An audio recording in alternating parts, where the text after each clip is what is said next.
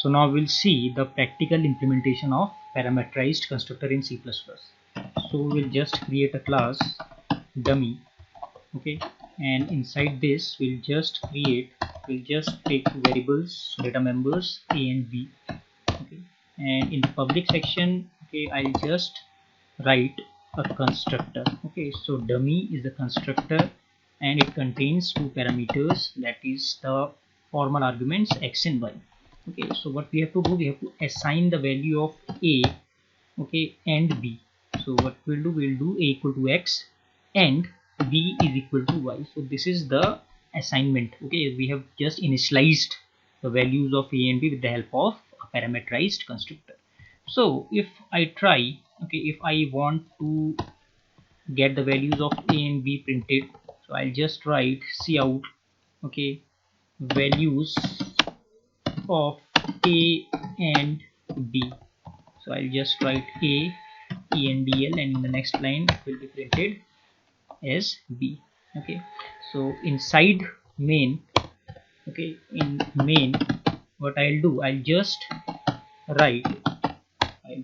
create an object. Okay, so an object will be created of type dummy. So this is dummy and dm1. So what if, okay, if I try to compile this code, so it will result in an error. Okay, it will say that this dm1 is not having any arguments because it is not mapping with the definition of this particular constructor. So let's try to compile this and let's check what is the error is. So it says that no matching function for call to dummy. It says that, okay, there is no constructor here, okay, that contains no arguments, because here what we have written, we have created an object that is not having any arguments. Okay, so this particular, okay, object will be searching for a constructor that is having no arguments, but we have created a constructor that contains two arguments, so there will be no implicit default constructor call here. Okay, and the second is, it says dummy int. It says that we have a constructor, okay, we have a constructor that contains two arguments, but here there are no arguments, there are no values that we have passed here. So in order to get this program successfully executed, what we have to write, we have to just pass two values 100, 200. So when this particular thing will be encountered by the compiler, so it will map this call with the constructor that we have written in the programs. Okay, so now if you try to compile this, so it is, okay, compiling. So we'll just see it has compiled, build has finished. So we'll just run this code. Okay, so here you can see the values of a and b, 100 and 200, it has been printed.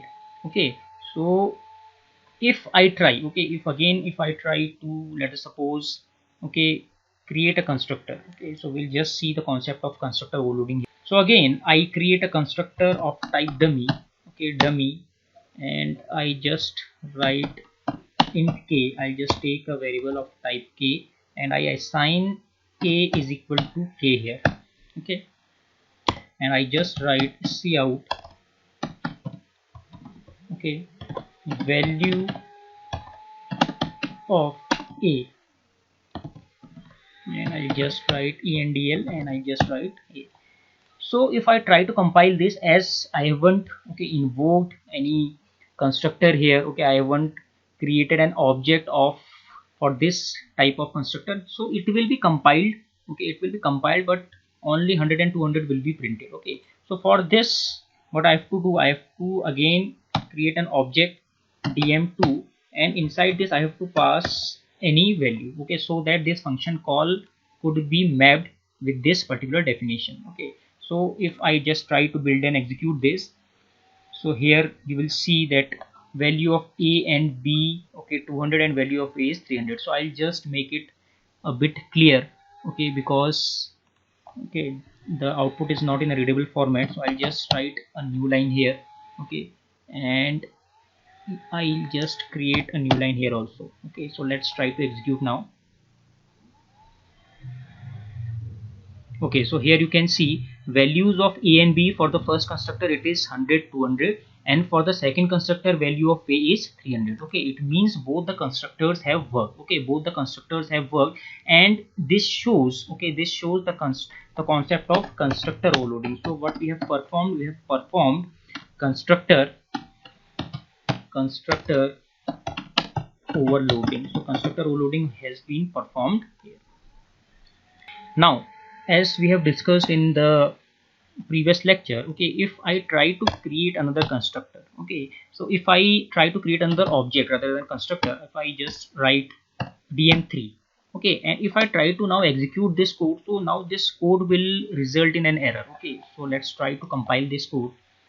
So for this dm3 it will result in an error. So in this line, 25th line, it will show an error. Okay, it says that, okay, no matching function for call dummy. Okay, because for this particular constructor, for this particular object, it is unable, okay, the compiler is unable to find any constructor that is not having any arguments, because this call, okay, this constructor call will be mapped, okay, this call will be mapped to a constructor that shouldn't have any arguments. But here we haven't created any constructor that is not having any arguments. Okay, because now no implicit call will be there. Okay, because user defined constructors are created here, okay, explicitly, so no implicit call will be there, so no default constructor will be invoked. So in order to invoke, okay, in order to run this program, okay, so that successful execution must be there, so what we have to do, we have to create a constructor. Okay, an explicit default constructor must be created, so that this object, okay, this particular object must be mapped, okay, with that particular constructor. Because for this object, okay, a constructor will be invoked, but it is not finding that particular constructor in our program. Okay, if that particular constructor has been defined in our program, then this program must have been executed. So what we'll do, we'll just write, okay, a default constructor. We'll just create a default constructor of type dummy. Okay, and you can just write, okay, cout, you can just write user defined, okay, constructor call. Okay, so you can just write this particular line. So now if I try to execute this code, so for this dm3, now this constructor, okay, this explicitly defined constructor, this is explicit default constructor, okay, this constructor will be called. So let's try to execute this. So now here you can see that there is no error. Okay, there are no errors and no warnings, because now compiler has found that for this particular object, okay, the constructor that needs to be invoked, it has been written by the user.